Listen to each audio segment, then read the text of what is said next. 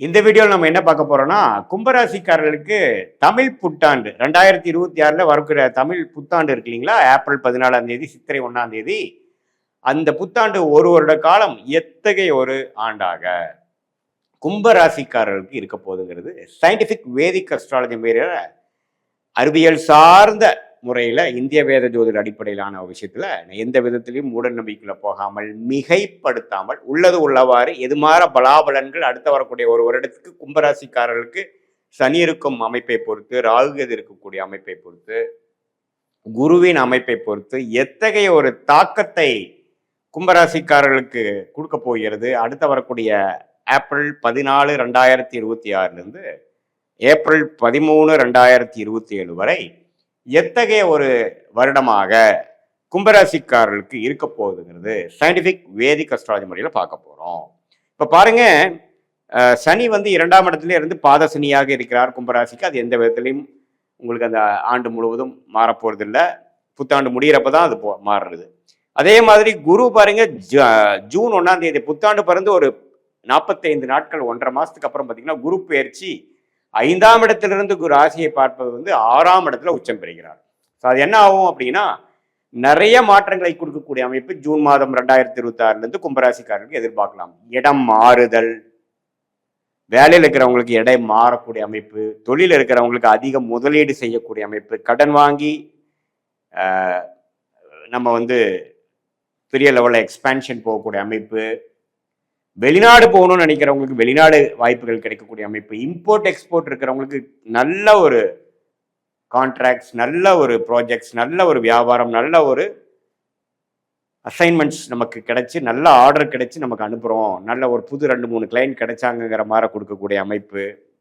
பொதுவாக சொல்ல போனால் நிறைய மாற்றங்களை கொடுக்கக்கூடிய அமைப்பாக இந்த குரு 6ஆம் இடத்துல உச்சம் பெற்று 12ஆம் இடத்தை பார்த்து 10ஆம் இடத்தை பார்த்து அதே சமயத்தில் 2ஆம் இடத்தையும் பார்க்கிறார். ஸோ இந்த மாற்றம் என்னன்னா, இதுவரை ஒரு சுமாரான ஒரு விஷயத்துல ஒரு போதுங்கிற ஒரு மனசுல குளிர் காய்ந்து கொண்டிருந்த கும்பராசிக்காரர்களுக்கு அடுத்த கட்ட வாழ்க்கையில நகர்வுகளை அவங்க சந்திக்க போறாங்க. என்ன சார் நகர்வுன்னு சொல்றீங்க அப்படின்னா, நான் சொன்ன மாதிரி இடமாற்றம், முதலீடு, படிக்கிற பசங்க படிப்புக்காக வெளி மாநிலம் வெளிநாடு போகிறது, ரொம்ப தூரமா போகிறது, வேற படிப்பு மாத்துறது, ஹையர் ஸ்டடீஸ் போகிறது, கல்யாணம் எதிர்பார்த்துட்டு இருக்கிறவங்களுக்கு கல்யாணம் நடக்கிறது, குழந்தைகள் எதிர்பார்க்குறவங்களுக்கு ட்ரீட்மெண்ட் போய் குழந்தை பெறக்கூடிய அமைப்புகள், வெளிநாடு விஷயங்கள், ஒரு லோன் போட்டு ஒரு முதலீடு செய்கிறது, சுப விரயங்கள் செய்வது, ஒரு ப்ராப்பர்ட்டி வாங்குறது, குடுக்கல் வாங்கல் நிறைய இருக்கிறது, பொதுவாக கேஷ் ஃப்ளோ அதிகமாக போக போகுது.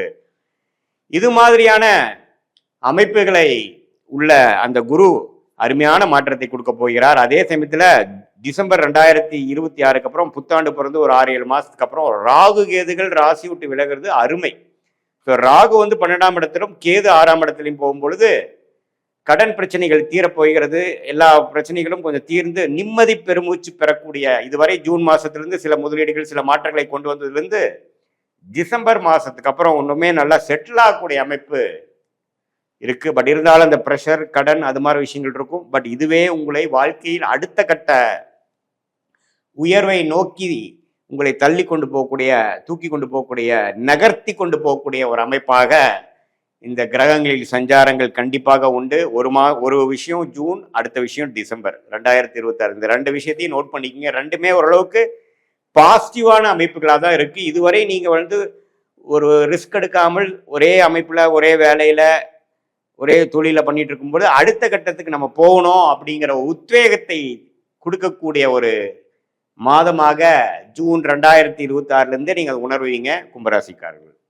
இது ஒரு பொதுவான பலனே தவிர உங்களுடைய ஜென்ம ஜாதகத்துல எது மாற லக்னத்துல பிறந்தீங்க, எந்த லக்னத்துல பிறந்தீங்க, உங்க லக்னாதிபதி எப்படி இருக்கு, நீங்க கும்பராசியில சதய நட்சத்திரத்துல பிறந்திருந்தாலும் சரி,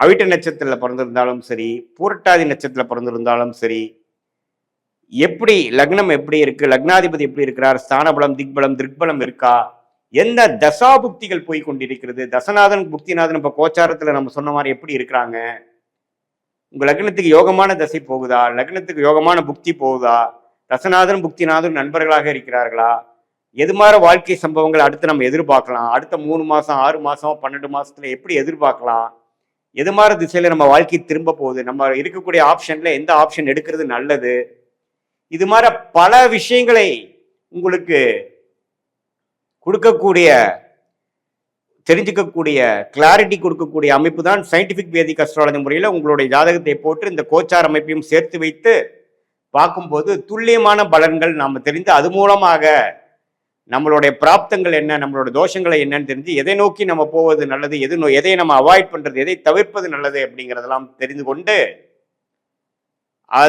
அது பிரகாரம் நம்ம வாழ்க்கை பயணத்தை செலுத்துமையானால் தேவையற்ற பண விரைவு, தேவையற்ற பொருள் விரைவு, சமய விரைவு, இது எல்லாத்தையும் தவிர்த்து வாழ்க்கையில் எதிர்நீச்சல் போட்டு துயரப்பட்டு அவதிப்பட்டு அது மாதிரி விஷயங்களை நம்ம போய் வாழ்க்கையில வீணடிக்காமல் தேவையான விஷயத்தை தேவையான நேரத்தில் மட்டும் செய்து அது வரைக்கும் பொறுமையாக இருந்து வாழ்க்கையில் எதிர்நீச்சல் போடாமல் நம்மளுடைய கர்ம பலனை தெரிந்து நமக்கு யோகமான தொழில் என்ன, நமக்கு யோகமான படிப்பு என்ன, நமக்கு எந்த நேரத்தில் நம்ம மாறுவது நல்லது, எந்த நேரத்தில் நம்ம இந்த விஷயத்துக்குள்ள போறது நல்லது, எந்த நேரத்தில் இது எதிர்பார்க்கலாம் அப்படிங்கிற நம்மளோட டைம் லைன்ஸ் எப்படி கூகுள் மேப் நமக்கு நம்ம ரூட்டு காமிக்குதோ அதே மாதிரி இதையும் நம்ம வாழ்க்கையோட ஸ்டேஜஸை காமித்து அதுக்கு சிங்க் ஆகும். நம்ம பாஸ்ட் பார்க்குறப்ப உங்களுக்கு சிங்க் ஆகும், ப்ரெசென்ட் பார்த்துட்டு அதுக்கப்புறம் short term future, long term future பார்க்கும் பொழுது துல்லியமான பலன்கள் எடுத்து வாழ்க்கையில் ஒரு கிளாரிட்டி, தேவையற்ற குழப்பங்கள் இல்லாமல் தேவையற்ற செயல்கள் தவிர்த்து நம்மளுடைய பிராப்தத்தை உரிந்து அதுக்கு தகுந்த விஷயங்களே கரெக்டான டைம், இதில் ஒரு டைமிங்கிறது நம்ம முக்கியம். எந்த நேரத்தில் எது நடக்கணுமோ அதுதான் நடக்கும். அதுக்கு முன்னாடி நம்ம செய்தாலும் தவறு, லேட்டாக செய்தாலும் தவறு.